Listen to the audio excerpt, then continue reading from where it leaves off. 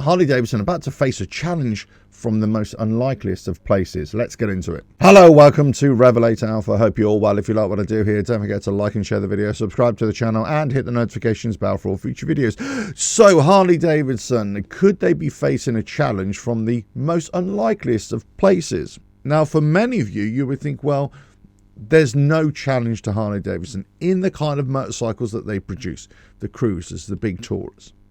And I suppose if we're going like for like, then you're kind of looking at the likes of Indian motorcycles who kind of produce similar kind of motorcycles. And many would say, no, there's no real competition there right now in terms of the size of the companies, the bikes that they offer, yada, yada, yada. It just goes on.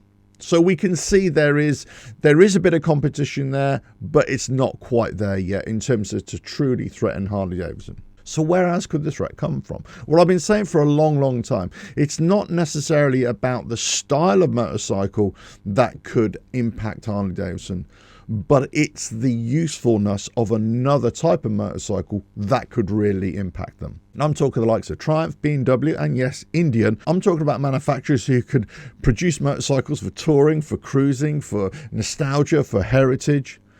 Whilst they're not Harley Davidsons in inverted commas, whilst they're not those quintessential American rides, they are motorcycles that fulfill those riding needs.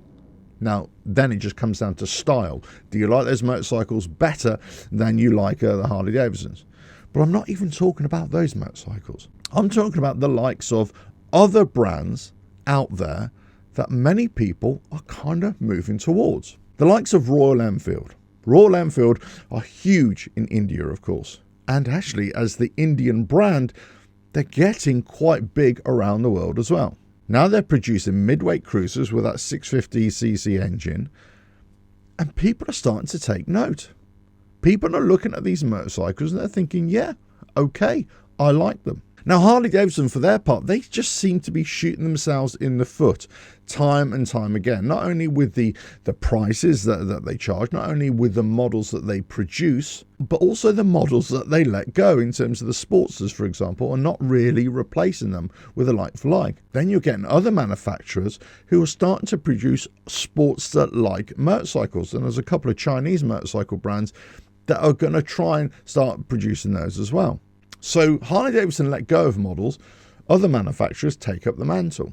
What we're really talking about here is market share and how many people will continue to buy Harley Davidsons or go to another brand. So they've got the normal competitors, let's say, the Triumphs. Triumph had just released their Rocket 3 Storm, which is basically a blacked out version. I remember back in the day when they had the Thunderbird, then they released the Thunderbird Storm, which is basically a blacked out version. I was so close to going to buy that bike because I thought it looked amazing, and in the blacked out look, it looked fantastic. But now they're kind of doing it again. So the Triumph, with their range of bikes in general, but also their flagship bike, let's say, in this area, in this kind of style of bike, well, it's coming in cheaper.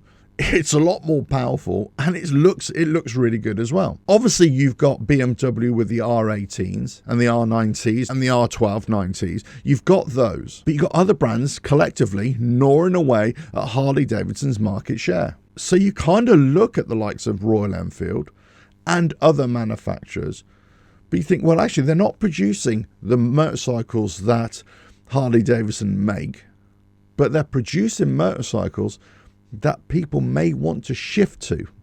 That's the key thing here. Now, most of you in the United States, I'm ready for this. You're going to dismiss this argument completely because I know there's a very much an American themed motorcycle for your kind of riding and also the roads that you ride for the most part. So getting something like a Royal Enfield as a cruising motorcycle instead of a Harley Davidson is a non-starter. But whilst the United States is the biggest market share for Harley Davidson, there is a global market as well.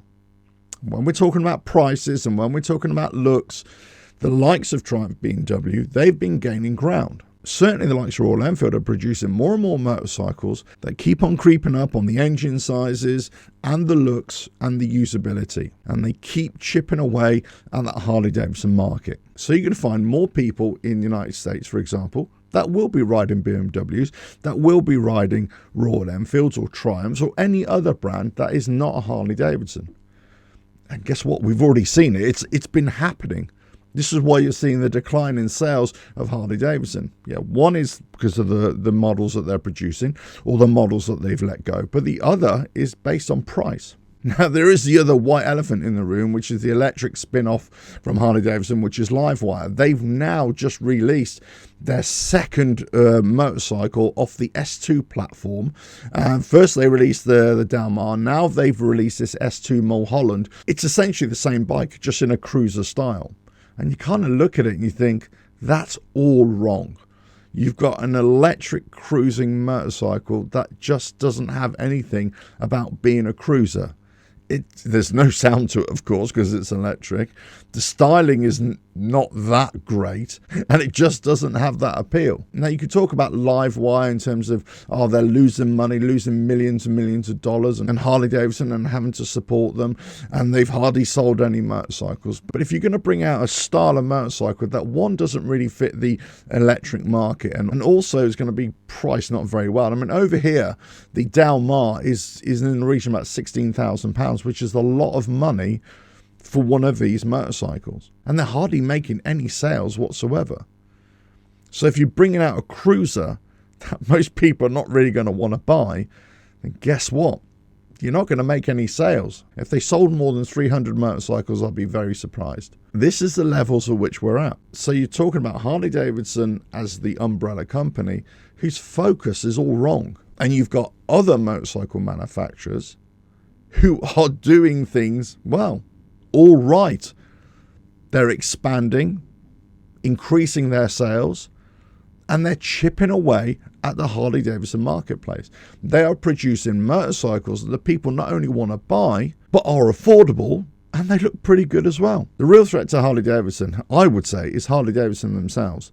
Not reading the market correctly, not seeing what other manufacturers are doing, not necessarily because they're direct competitors, not necessarily because other manufacturers are producing direct motorcycles that are in competition with the models that Harley Davidson make, but more that they're producing motorcycles that people may want to ride instead of a Harley Davidson.